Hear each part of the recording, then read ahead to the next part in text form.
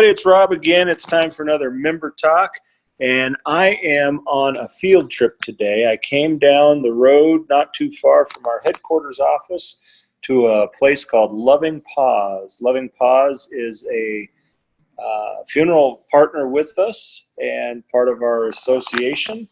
They perform aquamation for people's pets and loved ones, and so we're here today with Craig Bergman from Loving Paws to talk a little bit about that. Hi, Craig. Hi there. How's everybody doing?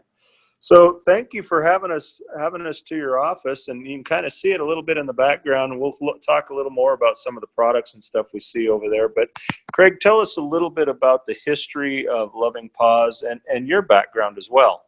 Well, I started in the funeral industry back in 1997.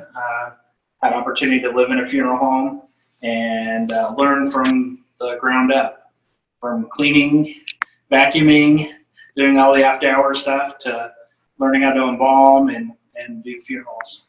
And so I was able to do that for about 12 years. After that, I actually I worked for a pest control company here in the Spokane area, and became a canine handler. So that's what I've been doing for the last about 8 years. I've been doing bomb dogs, drug dogs, and bedbug dogs all around the country. And so I took my two passions, which is working in the funeral industry and working with canines, and have merged them together so we can have a good experience for people's pets. I find that the pet side of it is more emotional than the human side of it. It's Sure. like losing a kid. And so our customers are a lot more on the emotional side than I find on the people side. Okay. So Loving Paws started, you said 2 years ago, is that right? Approximately 2 years ago. Yeah. We've been looking into it for about 4 years. And then when I ordered our aquamation machine, it took about a year to get that from the time I ordered it. So knowing what you wanted to do as far as working with animals and in the funeral profession as well, why the decision for aquamation versus cremation? Trying to actually get a fire crematory up and going in the county is so hard. And so I was willing to go that route and do whatever it took to make it happen. And then when I saw the benefits of aquamation, it's a lot more work than fire crematory, but with the benefits of it, that's the route I chose. Are you seeing people that are saying comments about, we're choosing this for our pets, we'll be looking at choosing this for ourselves when we pass away, or is there a connection? I have a lot of partners that I work with on the west side of the state, and I found that people in this eastern Washington and northern Idaho, which is my primary area I work, have been way more accepting of the process than I have been. Great. Well, certainly Pet Memorial has, I'm going to kind of zoom over here a little bit. Pet Memorial has definitely changed how we look at things.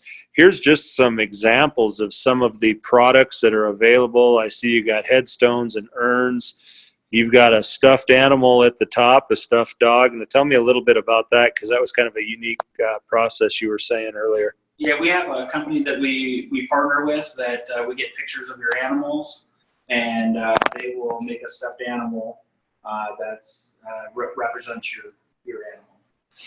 Well, that's great. You got some pretty neat stuff there. I know we talked a little bit about maybe seeing the machine, but at this point we're kind of indisposed so much, or if you will, I know you're kind of a little busy right now, so we'll forego that till the next trip. But can you tell us a little bit about it? How does it compare, your machine? How does it compare to, say, that of a human aquamation? The process is exactly the same as with the human aquamation side of it. The difference is as we have individual cradles that the animals go into, so we can call it individual private cremation, Mm-hmm. kind of like the fire crematories that are separated from the animals. They have separation. But with the person or people crematories or the aquamation machines, that's all one person at one time. So is there, I know this has been kind of a question from a lot of people. Is there an official name? Aquamation, waterless, water cremation. What is the official name that you use? Alkaline hydrolysis is the formal name of it. Yeah. But everybody is using the name of aquamation. Is that kind of set by the public and what their thoughts are? It's kind of like tissue or Kleenex. It's just kind of an interchangeable term. Gotcha. All right. Well, let's talk a little bit about your process. So you're very similar to a funeral home. You get a phone call that somebody's pet has passed away. So our process is we have two things that we do. We work with a lot of veterinarians that do in-home euthanasia. So a lot of our deaths are kind of planned, which is a little different than the human side of it. And I get a lot of calls where the pet has just passed overnight or gotten in a car accident or things like that. So what we do is we actually have a removal vehicle. We use an SUV. We have gurneys just like we have in the funeral home, and we'll do a home removal just like we do with the people side of it. And then we bring them back here. Everything's similar to regular cremation. And then once it's time for cremation, there are a few different steps because any inorganic materials do not break down in the machine. So if you have a plastic or any other materials, those have to be removed before we put them into the machine. What about say, like, I know our pets at home, they're all chipped with the microchips. All of them will show up at the end. Okay, so that's one of the differences is if a dog eats something, we get a lot of animals that eat underwear and things like that. That actually doesn't break down in the process. So with fire cremation, you would not know that. But right. With our process, we actually have a lot of those items that we have afterwards. Okay, and those are just removed and disposed at the end of the process. Yes. Okay, interesting. So then you guys use a tagging system, I guess is the best way to say it, much like we do with cremation for humans. Is that right? I've based our system here off of what I've done in different funeral homes around the country, and so we use a similar system to that. And so then when everything's done, you make the phone call to the family and they can come into this nice sitting area here to receive the remains of their pet. Correct, exactly. Just like when people come to the funeral home to pick up, we do the exact same thing. And you kind of, as I've been sitting here, I've had the privilege to watch a couple of different families that have come in to pick up. You've got a unique process in that delivery system. Can I show that over here? Sure. So this is a sample of what you would see when you come in. The urn is placed here that holds the, I almost said cremated remains. No, the aquamation remains, I guess. How do you say that? We call them cremated remains because there's not really a term. There's not a term. Okay. So, well, the urn's here. You use a disc very similar to this tag right here. Let's see if we can see it. And this one shows a number, but you're actually engraving the name on there. Correct. You have the name and the number on each of the tags. Okay. And then you've got, of course, your information on the back. And you're saying that you were saying earlier that you've seen people that have come in here repeatedly that are wearing these tags as a memory of their pet. Is that right? Wow. And then just for one added feature, there's a number of things here, but I think this is the best one that shows it. You actually take a clipping of the fur. Correct. And a ink print of the paw and provide that to each family as well as a keepsake. Correct. Well, that's really a unique delivery system. So much better than just handing over a box of cremated remains, aquamated remains. So it's a great program. I think you're going to do really well with it. How many places are like this in the state of Washington right now? I know of 4 other facilities that have aquamation machines in the state of Washington. We're the only one east of the Cascades that I know of. Everybody else is in Seattle, north or south towards Right. Portland areas. Now, aquamation for pets has been a process, a legal process in the state for quite a number of years. Right. Do you know when that began originally, or I don't. it's been quite some time though? And then we just this May, beginning of May of 2020, just opened the door up for legally providing aquamation for humans as well. So how does I know the facilities are the requirements for each facility between a cremation versus aquamation machine has got to be different. Are we following EPA guidelines and all that like we do with cremation? Do you know anything about how that works? Or with the aquamation part of it, everything up until the aquamation part is exactly the same as you would in a funeral home. Okay. After that, it's straightforward. We don't have to worry about the smoke, right, or the issues, the emissions with the fire crematory. Yeah. We do have with the wastewater, there is some things that you have to get permits for. Some counties need permits, some don't. So depending on the county you're in.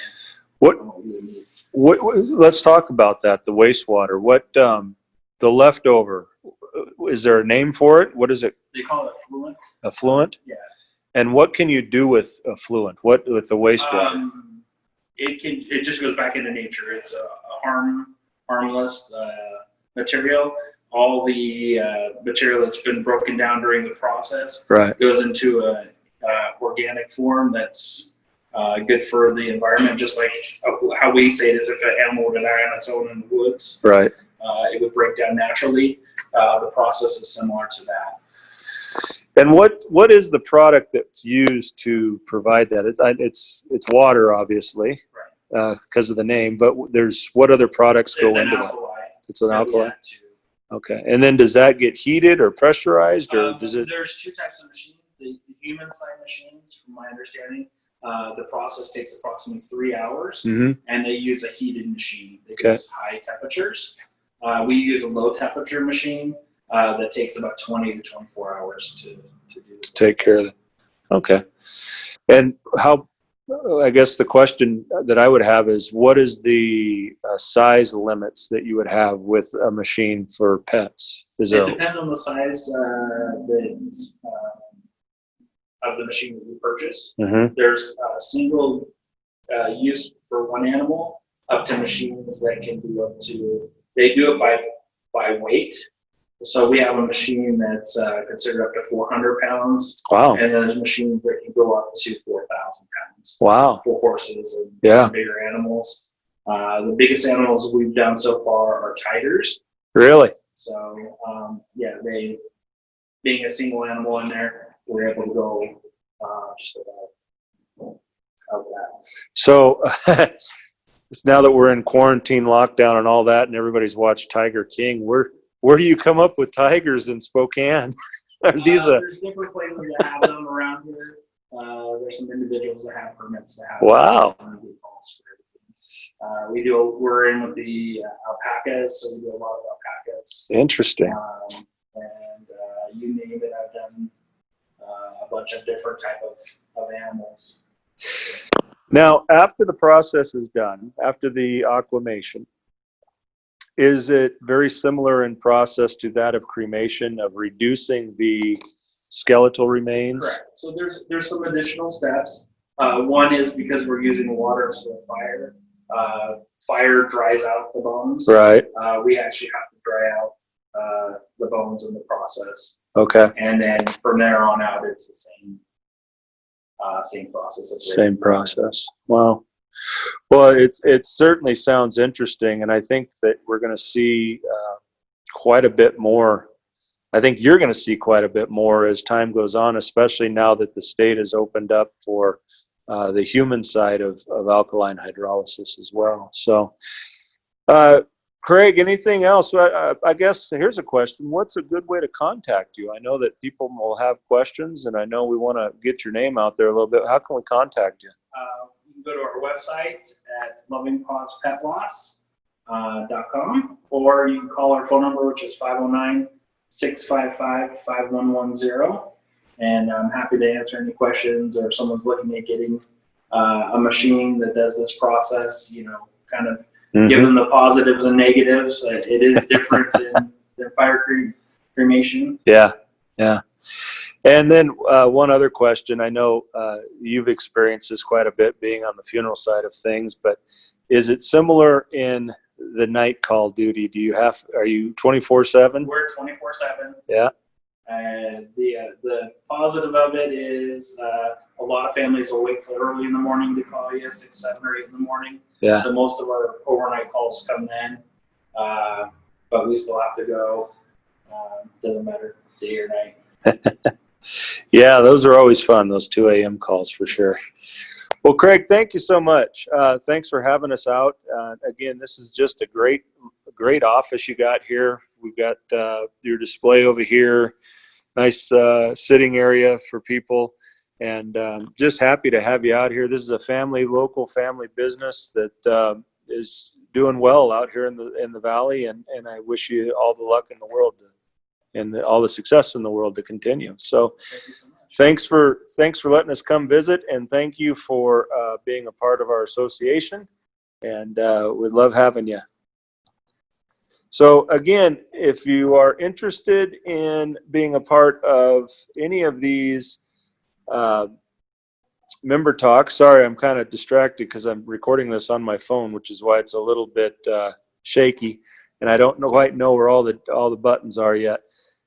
If you're interested in being a part of any of these member talks, as always, give us a call anytime. We'd love to get you on here.